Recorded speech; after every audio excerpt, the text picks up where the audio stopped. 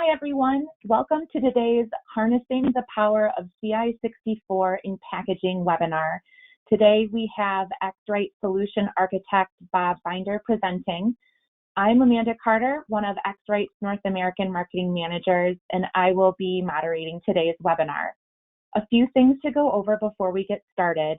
Due to the number of people that are attending today's webinar, we will keep everyone muted. During the webinar, if you have any questions, please use the questions function on the GoToWebinar panel. We'll have some time at the end to answer a few questions, and if we don't get to yours, we'll have someone follow up with you. There will be a couple poll questions throughout the presentation for you to answer, so be on the lookout for ways to participate. And finally, this webinar will be recorded, and you will receive a link so you can review the webinar at your convenience. I will now turn it over to Bob. Hello, everybody. And as Amanda said, my name is Bob Binder. I'm a solution architect here at X-Rite. And today what we're going to talk about is the Ci64, which is an X-Rite spherical instrument. And typically when we're producing printing or packaging, what we're using is a single angle or a 45-0 instrument. But there's cases where the spherical device is more applicable to our needs. And so that's what we're going to take a look at today, is this particular device and where it's oftentimes useful to use this in our workflow.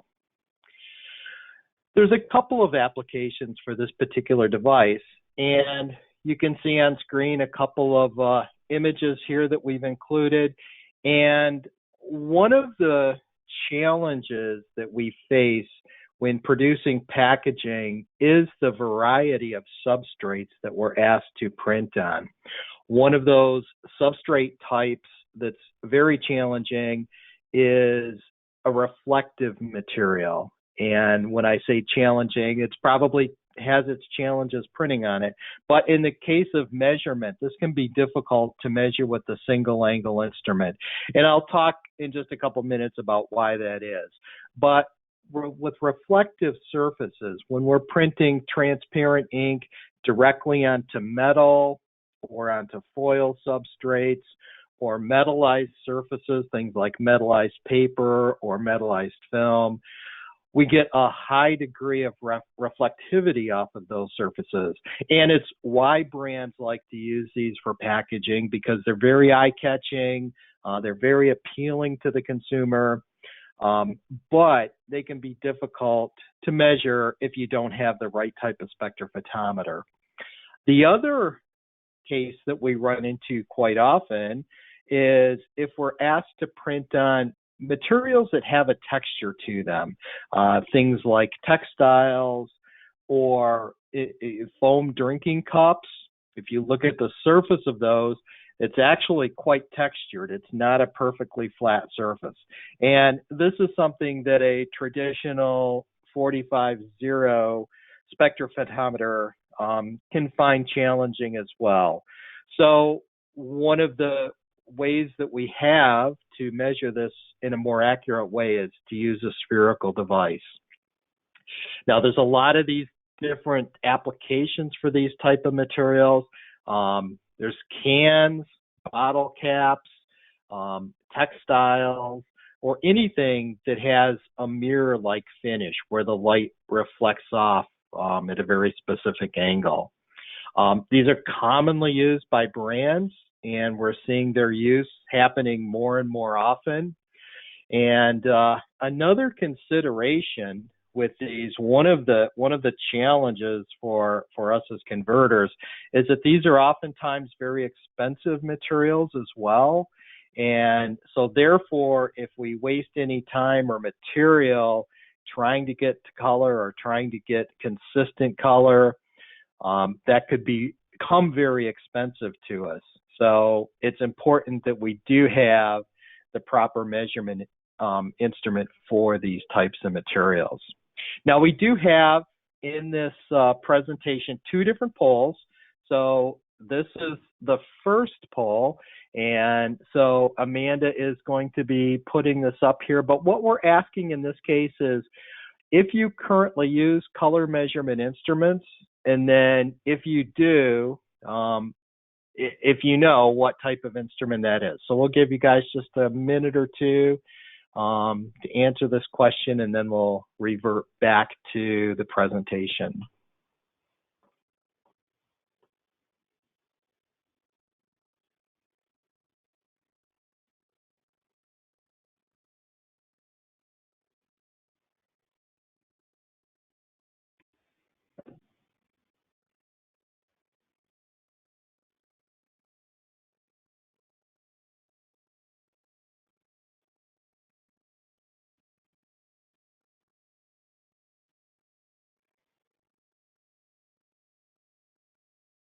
Okay, do you think that's enough time, Amanda?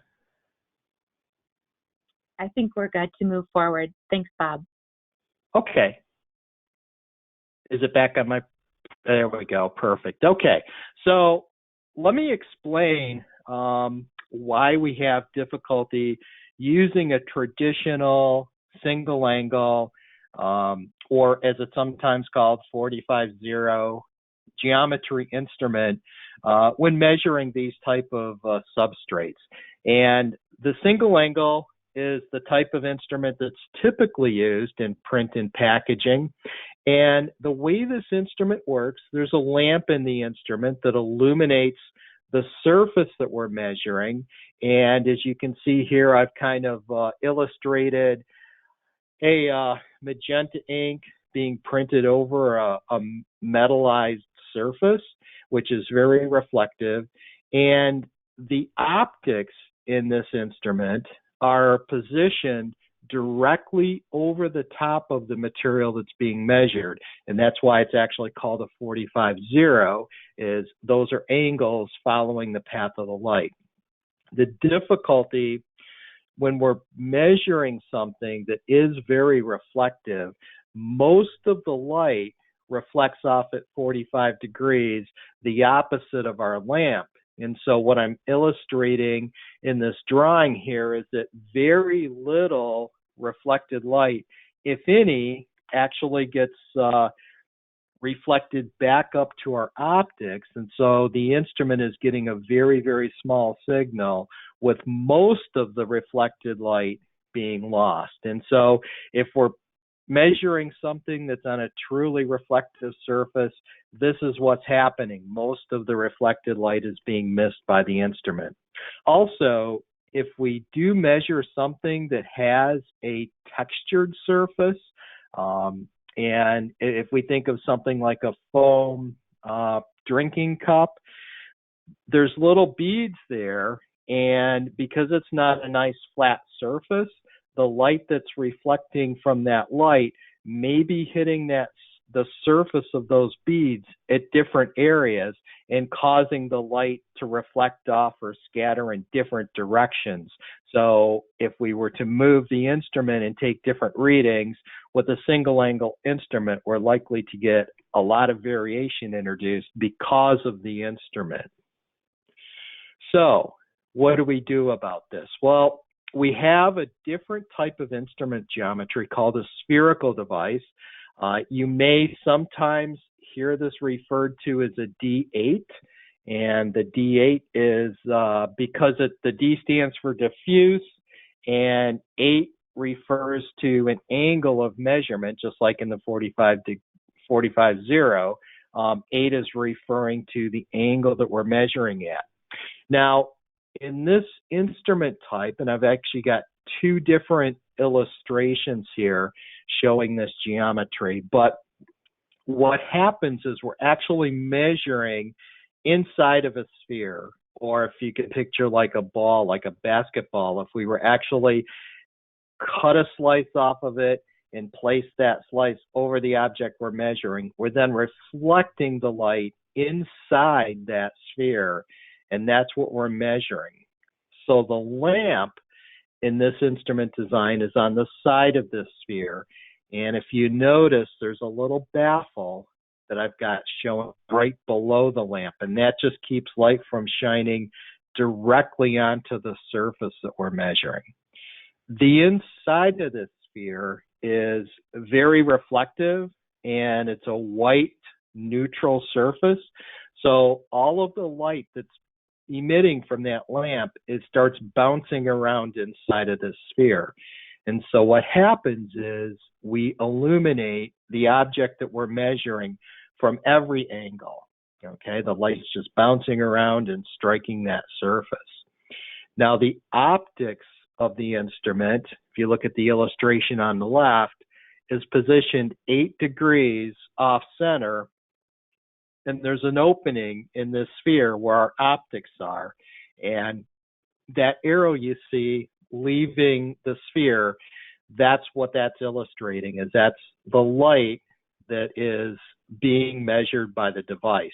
And since this light reflected off of the object is scattering around inside of the sphere, we're able to capture all of that light. So we don't have any light reflecting away from our optics like we do with the single angle design.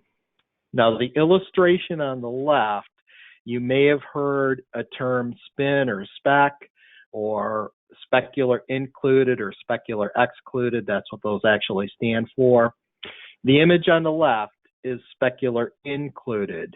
So if you can picture, just like in the 45-degree instrument, we illuminated the object at 45 degrees, and 45 degrees at the opposite angle is where most of our light was reflected. Because we're now sampling this measurement at 8 degrees, 8 degrees the opposite direction would be a direct reflection from where our optics are positioned. When we take a specular included reading, we're including that reflected light because it just is bouncing around inside of the sphere. And if we're just taking a single reading in packaging, this is typically the mode that's used, is specular included. If you look at the image on the right, this is something called specular excluded. And the spherical device, the Ci64, has an extra option that we have a small opening in the sphere that we can open. It's a little port that can open and close. And if we open that port, that allows that light at the opposite angle of our optics to escape from the sphere, called a specular excluded reading. And the fact that we can take both of these with the Ci64, and unlike anybody else, we can take specular included and specular excluded both in the same reading. That allows us to do a couple of things. First of all, it allows us to get that accurate, consistent reading that I mentioned before, and that can actually be done with just the specular included. But having both specular included and specular excluded, for those of you printing directly on metal, like beverage cans or tin boxes, there's a lot of little tin boxes, like for throat lozenges, those kinds of things, where we print directly onto metal itself.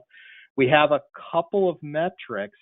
We have a correlated gloss metric that simulates a reading from a gloss meter.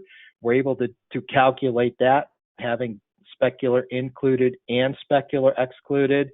And then there's also a metric known as the metallic brilliance ratio, which is commonly used for aluminum beverage cans. And by having both specular included and excluded data, we're able to do that calculation as well. So with that, let me move on to the next slide. And I want to give you a couple of illustrations, actual readings taken with both a single angle device and a spherical device, because it's something for me to sit here and tell you what happens, but I think it's much better if I can actually show you what happens. So in this first slide, I took a reading, and this is actually, if you look in the lower right-hand corner, this is actually a photograph. This is a tag, a gift tag, actually off of a gift box, and this was printed on metallized paper, and it's a red transparent ink over the top of this metallized paper, which of course gives it a very reflective appearance.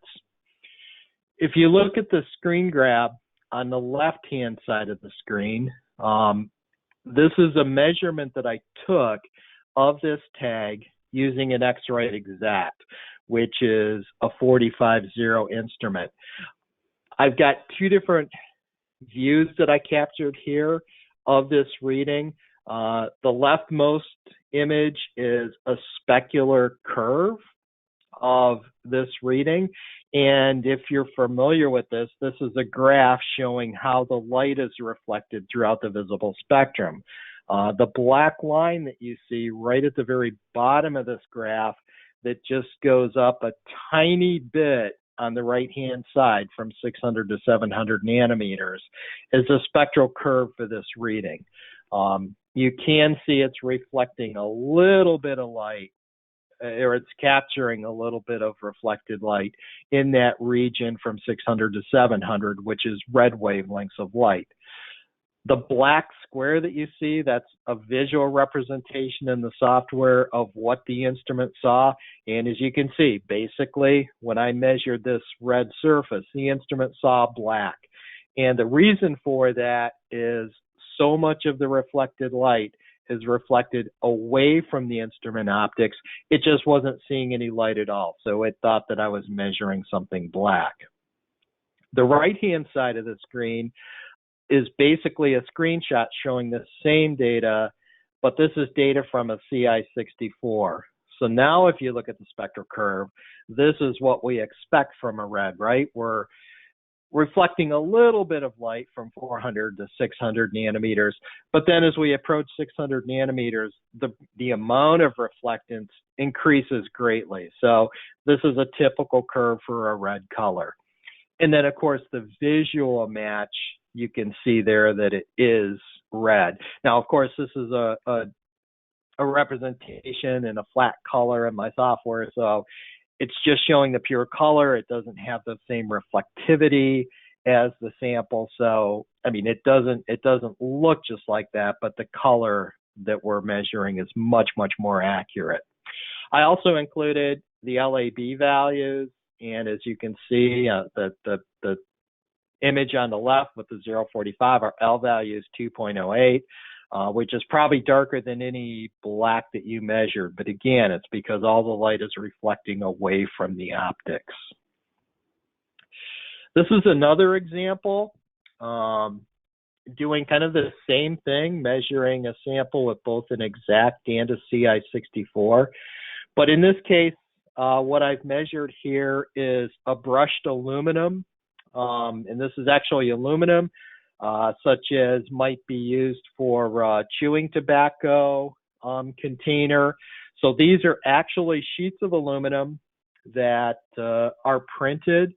And this is another good example because I actually have two different things going on in this sample. We have the high degree of reflectivity because we're printing transparent ink over, in this case, an actual metal sheet. But we also are introducing some texture because this is a brushed aluminum, so you can see kind of the effect of that brushing, little horizontal lines going horizontal on here. And so not only do we have a lot of the light reflecting away from the optics, but in this case, that texture that we're introducing is going to cause the single angle instrument to have some inconsistency in the reading because the light is not reflecting consistently. In some cases, there's going to be some light reflecting back to the optics. So if you look at the data on the left-hand side, you can see if you look at the delta E column, and I'm looking at the data that's mostly red, not the data at the top, but these are our sample readings, and you can see there's a lot of variation, as much as almost 5 delta E variation as we move around from one sample to another. So not only do we get the inaccuracy of the readings, but that texture causes us to have variations in the reading. Whereas if you look at the data which is actually in the center of the screen, but the right set of data, this is from the Ci64, and in this case, not only are we measuring an accurate green color, but our readings are very, very consistent. So in this case, we have both of those situations going on. So we can use the Ci64 for a lot of different materials, and this is kind of what we're showing at this screen here. It's good for metallic surfaces, for very reflective surfaces, and for textured surfaces. And use of the Ci64 in this case will help us get more accurate information. It helps us get more consistent data, and we also support Net Profiler with the Ci64, as we do with the Exact, but this will help us to assure consistency among all of our devices, and it helps us to create a good trail, a data trail, so that we have reliable data over time. Now, the Ci64 is also supported by all of the major X-Rite software products. What we're showing on this screen is the ColorCert product, which is used by a lot of brands because it has scorecard server reporting that the brands like. It's also something that's very useful for the converters to track their production over time. And we also support Color IQC software, which is another software that's commonly used in packaging. And Color IQC has the advantage today that it does support simultaneously spin and spec readings. So it does have the ability to calculate correlated gloss as well as metallic brilliance ratio, which again, as I mentioned, for the beverage can industry is very important. Today, ColorCert will allow you to use the Ci64. It does not allow, and this is today, it does not allow us to capture both specular included and specular excluded. You can do one or the other, but as of today, it doesn't do both at the same time. This will be incorporated into version 4, which is slated to come out later this year. So if that's something that's important to you, please know that we will have that coming up very shortly. And also, when we look at the entire workflow, Ci64 is also supported in our ink formulation software, which is commonly known as IFS. And this will allow you to get accurate ink matches the first time. Typically, we measure our sample. The software is able to give us a formulation for that and gets us to color in our ink lab very, very quickly. It's also really useful for working off waste ink because we can measure a sample of our waste ink and we can then use that to tip it over for another color on an upcoming job, or we can use that as a component in some other ink. So IFS is also a product that typically saves us a lot of time and money in our production. And also Pantone Live, I'd be remiss to mention that.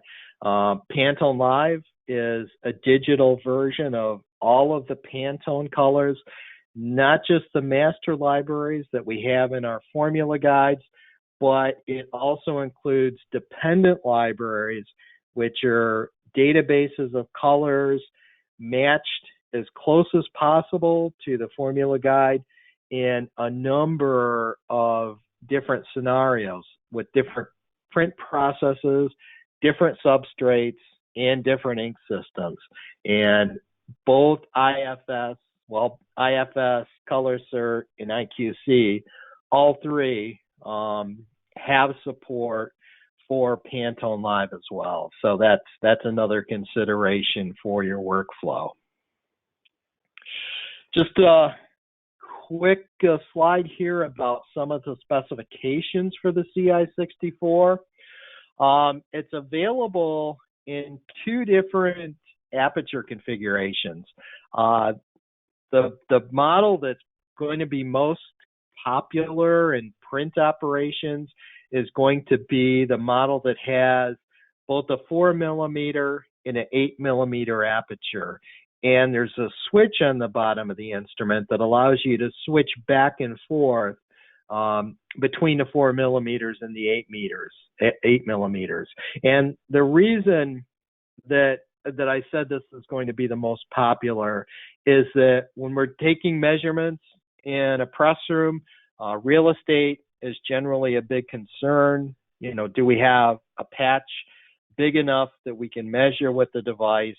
And the Ci64 that has the 4 and the 8mm allows us to measure a patch that's much smaller than most spherical devices. The other model has 4mm aperture, which is too large for most print applications, but if you have an ink lab and you're doing ink formulation, you might want that larger aperture for the ink lab. So there's two different configurations there. And again, one model has both a 4 and an 8mm aperture, which are switchable by just turning a switch, and the second instrument that has the larger, the 14mm aperture.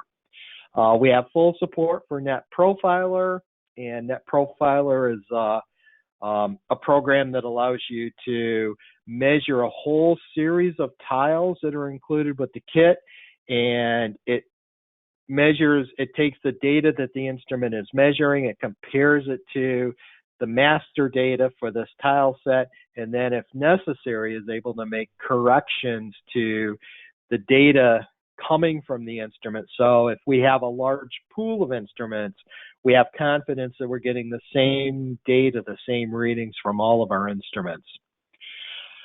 The Ci64 has something called graphical job function, which is kind of a cool feature if you're using the instrument standalone. What this feature allows you to do is to display instructions on the screen of the instrument. So, for example, if we needed some of our workers to go out and just do random samples in our warehouse, we could create a graphical job for that function and prompt them to take specific readings of specific products and prompt them to do that through the screen, and they would walk through this function.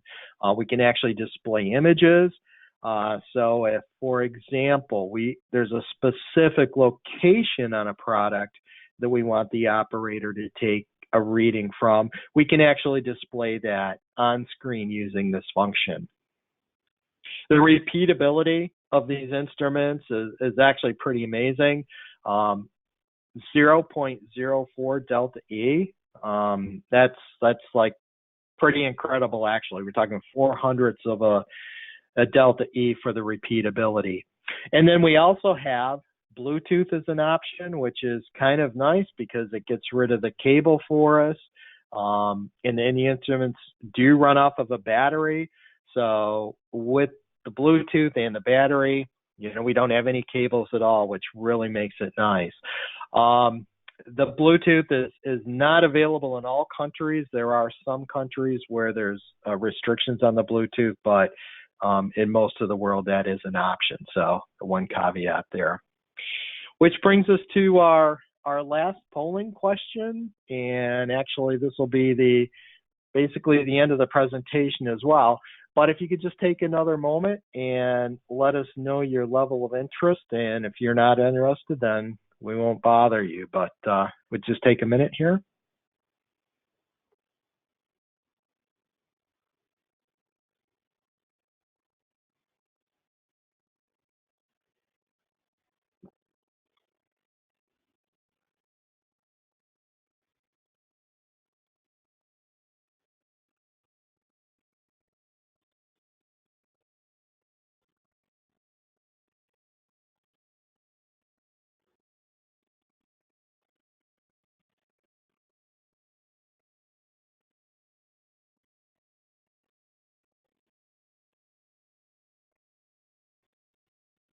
Okay, Amanda, you think that's good? Yeah, that was a full minute of silence for everybody Okay. to endure. Right. All right. So this is my last slide. So basically, I've just got contact information if you want to get in touch with us. And with that, I can just go ahead and open it up for questions. So I don't know if do we have anything in the chat, Amanda, for questions? We have gotten a couple questions, and Good. this is where us being virtual and not in the same room, I can read them off.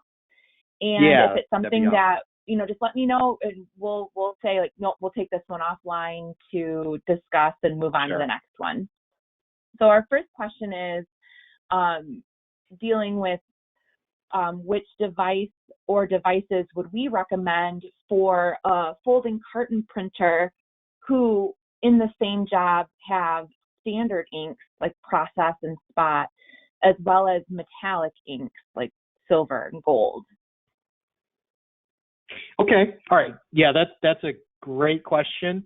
And if they're actually metallic inks, we see this quite often. And typically a metallic ink. Now, I want to be careful here because the technology continues to improve all the time. But if it's a metallic ink rather than a transparent ink actually going onto a metallized surface, very often we're able to get accurate readings with a single angle or an exact style instrument. So what's typically done in those cases is we'll use the exact for both, for the standard inks and for metallic inks. Now, if a customer has specific questions about some specific samples that they have questions about, we can always we'd be happy to look at those for them. So they could get in touch with us, and if they want to send us some samples, we could measure those samples with both geometries and let them see what the difference would actually be. But oftentimes with metallic inks, the single angle instrument is still sufficient.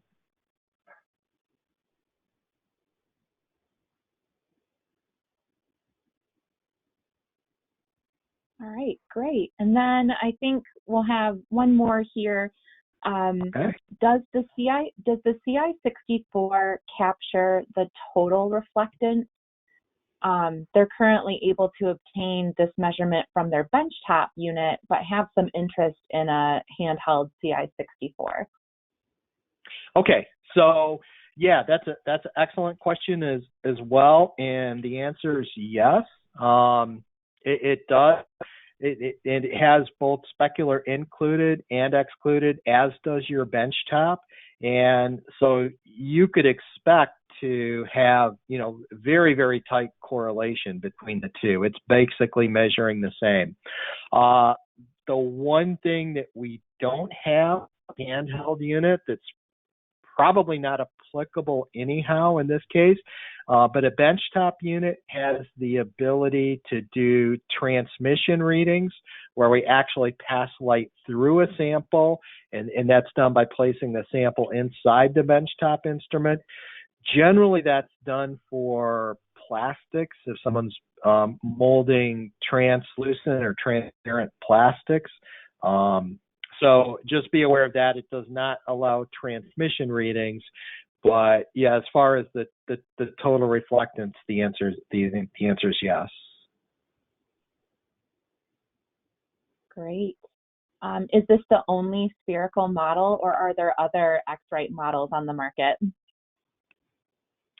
As far as handhelds, this is it. Now we talked specifically about the Ci64 today. There's also a Ci62 which has less features, and then there's a Ci60 which doesn't communicate to software, so that's generally not applicable.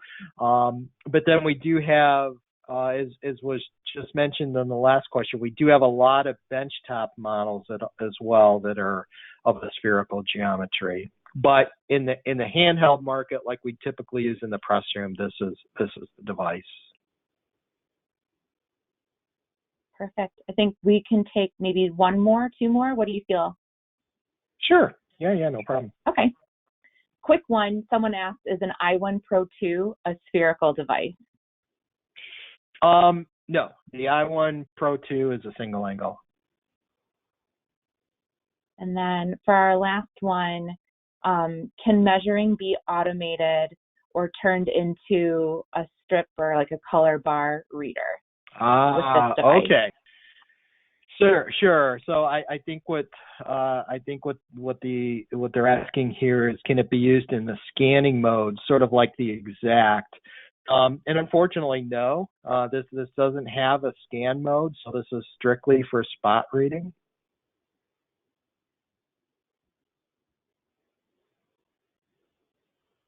Okay, and then one more, if we have time. I don't know how much detail we would need to go into for this one. Can you please explain the Ci64 UV application? Okay, sure. So the Ci64 is designed for measuring products that have a high level of optical brightener or materials that components that fluoresce. The difference between the Ci64 and the Ci64 UV is the Ci64 has a tungsten lamp in it, which will have some amount of UV light in it. In the Ci64 UV model, we add a separate UV lamp in it. So if you are measuring objects that have a lot of fluorescence, or where the level of fluorescence is very critical, then the Ci64 UV model can come into play. And I tend to think of things like military uniforms, which it's critical to have no UV light in the material, no UV components that will reflect, because it makes them much easier to be picked up by night vision goggles and things like that. For that type of thing, the UV version can become very important, but that's the purpose of the UV model, is for those cases where UV is critical, and we need to have extra care in that region. Awesome. Well, that was the last question that we have time for. So this marks the end of our webinar. Thank you, Bob, for an awesome presentation. And thank you, everyone, for joining. If we weren't able to get to your question, we will follow up. Don't worry. And you will also receive an email with a link to the recording of the webinar. So thanks again, everyone, for joining, and enjoy the rest of your day. Thank you.